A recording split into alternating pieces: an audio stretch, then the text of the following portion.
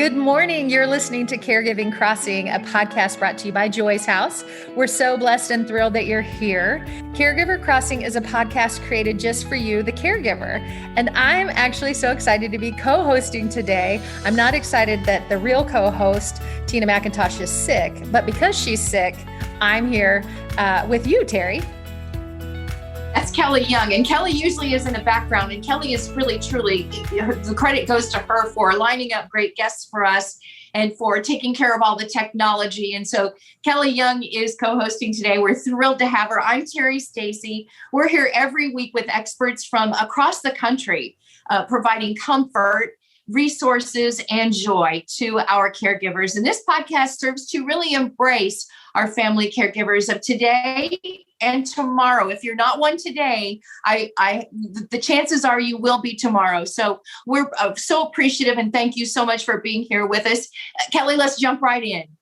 That's great. So today we're talking with Anna Howard, partner and managing attorney for Severns Howard. Both are great friends to Joy's House. So thank you so much for that, Anna. The firm itself focuses on the needs of families confronting issues with healthcare, with special emphasis on long-term care issues. Anna is one of 3 attorneys at the firm that understands the sensitive nature of elder care. Anna is also a VA Accredited attorney specializing in VA and Medicaid planning, as well as basic asset protection planning. And she received her law degree from Barry University in beautiful Orlando, where her studies focused on Disney World. No, not really, but focused on a little. If I was in Orlando, that would be great. I think Disney World would be a distraction.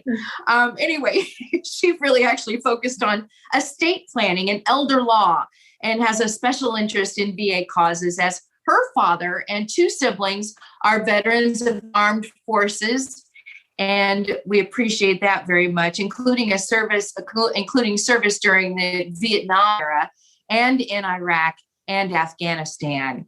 Anna, we're so glad to have you here with us today. And I appreciate those members of your family and Vietnam War. You know, we don't talk or hear a lot about the Vietnam War, or I don't think they felt as appreciated, those that served, as perhaps others have. And so, listen, we're glad you're here today. Give us a brief glimpse into your career and your work and how you got to where you are today. First of all, thank you so much for having me. I'm honored to be here. Us at Severns Howard, we just love Joy's House and everything that you do for our community. Let's say my career. I went to law school, like you said, in Florida. I graduated in 2009. I was a little late, I guess, or not the traditional student, because I actually got married and had my beautiful son first, who's now getting ready to turn 21. Oh, boy. But when I came back, I just fell in love with the world of elder law. I grew up in a very large family. There were 7 kids, massive cousins and aunts and uncles. And I think the most important thing my family taught me was that family should be the most important thing in everyone's life. And they're key. And so I love the field of elder law because of what we do and that we help our families and caregivers get through very tough times. So that's interesting that you said that, because that kind of leads to the first question I wanted to ask.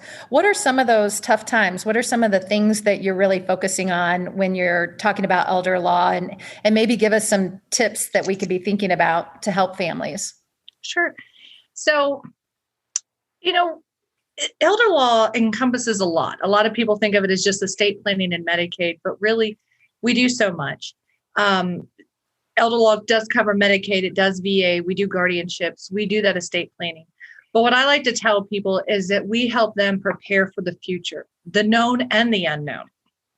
A lot of us at some point is going to need assistance with making decisions, whether it's healthcare or financial decisions. And so what we do as elder law attorneys is that we help your loved ones prepare those documents at that first point when they're able to. That power of attorney, the healthcare power of attorney, trust and wills, any kind of care service agreements. We help them plan for the future by setting up those documents now. The other thing that I think that we focus on a lot of is, is planning for long-term care needs. Just as much as we're probably going to need someone to help us make decisions, most of us are going to need care at some point in life, whether it's in-home health care, assisted living, memory care, or skilled nursing care. And I think one of the biggest concerns about that in everyone's thoughts is the cost. It's expensive. Nursing homes nowadays are anywhere from $7,500 to upwards to $10,000 or $11,000 a month. So just having a plan in place that expresses wishes and desires and how we're going to afford that care is what we do. We work with our clients about talking about long-term care insurance or possible government benefits out there, such as Medicaid or VA benefits for the veteran and the surviving spouses, to help them cover those care costs so that when that time comes, they have a little bit of rest at ease because they know, you know what, we have a plan and we know how that's going to be taken care of. Anna Howard joins us today on Caregiver Crossing. She's a partner and managing attorney for Severns and Howard. We'll make sure by the end of this podcast that you have all the details on how to reach her. Anna, two questions. Number one, at what time should we make that decision to get to an elder law attorney? At what point? And what are some of the most common elder law issues that families are facing right now and what they can do? First of all, I always like to say everyone should have a financial power of attorney and a healthcare power of attorney, no matter what your age. Everyone should have one because you just never know when something's going to happen.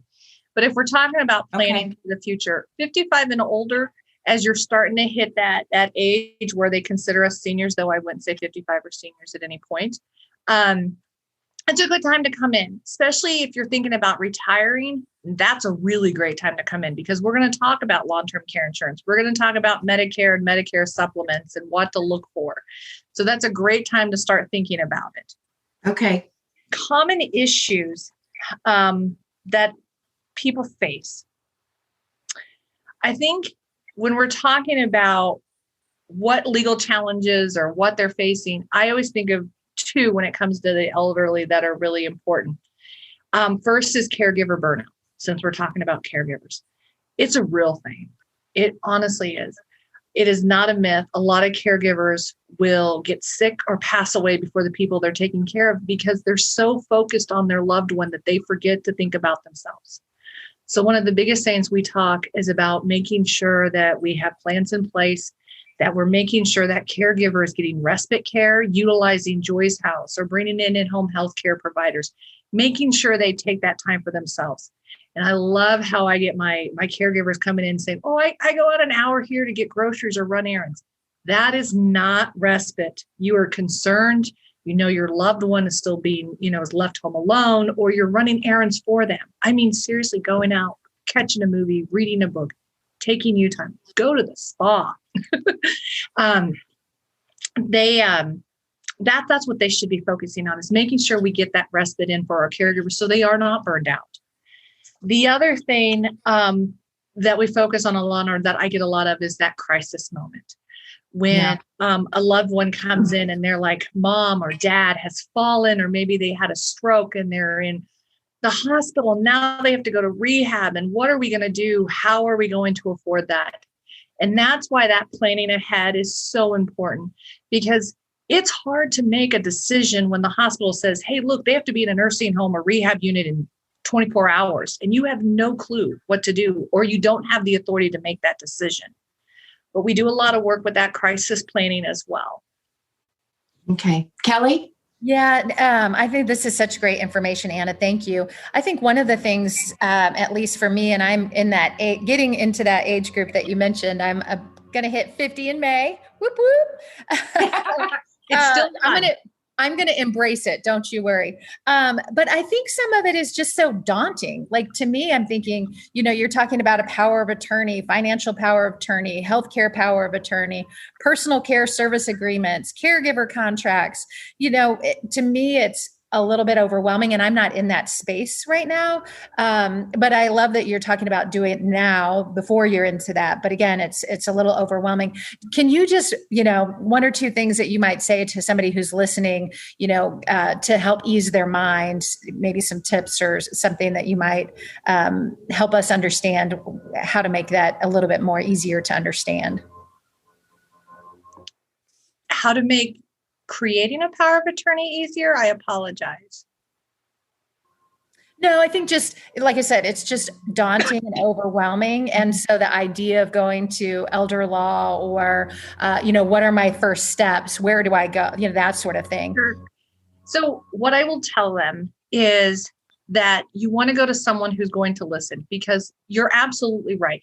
Making these decisions, it is daunting. And it's hard sometimes, especially for those who maybe don't have children to designate or close friends. So, we sit down with our clients and we talk to them and we step them through the process and how to make that right choice. When choosing a power of attorney, I always remind people it's really not an honor, because it is a job. It can be a 24/7 job, as a lot of the caregivers know out there. So you want to designate someone that you trust and that is going to be able to handle that job. And so we work with you to come up with not only one person, but let's designate backups, because if something happens to that first person, you need to make sure there's someone there who can step up in their place. And so when you're looking for that elder law attorney, you want to make sure it is someone who is willing to sit down with you and talk you through that process, explain what each of the documents are, what they do, what authority it gives, and make sure that you have the best documents in place so that when that time comes, that moment of crisis, your agents have everything that they need to make the right decisions. There are two topics that we did not get to today, and I'm sorry that we didn't, but if you're listening, she can talk to you about personal care service agreements as well as caregiver contracts, which are two topics very interesting. And I hope that you'll be able to come back and talk about those because those are two really important things that I am completely unaware of. And we all might need that lesson. Anna Howard, partner and managing attorney for Severns and Howard. Where are you? Where are you located, and how can people find you? We are located in Carmel, technically now. We are at 103rd and Pennsylvania Parkway, right off of 465 and 31 North. Okay. We're in the old colonial style buildings. Oh, okay. I know exactly where you are. In Carmel, servicing, I'm sure, it's all of Indiana. We service all of Indiana, but a lot of our clients are in Indy and all the central surrounding counties. And if you can't come to us, we come to you. I do a lot of traveling to Hancock, Hamilton, and Johnson County. Fantastic. That's great. And how do we get a hold of you? You can reach us at 317-817-0300, or you can go to our website at severns.com. That's SEVERNS.com. Great stuff. Anna, we applaud you. Dan, we appreciate you so much. Thank you. And thank you for what you do. It's awesome. It really is. As we close the show today, we just want to remind our listeners that they can contact Tina McIntosh, who we're thinking about today, for more information and resources to help you through the journey of caregiving. You'll find her and you can send her a note at tina@joycehouse.org. On behalf of Kelly Young, we appreciate you so much for listening to us. Everybody stay well, and we'll talk to you soon, very soon, again, right here on Caregiver Crossing.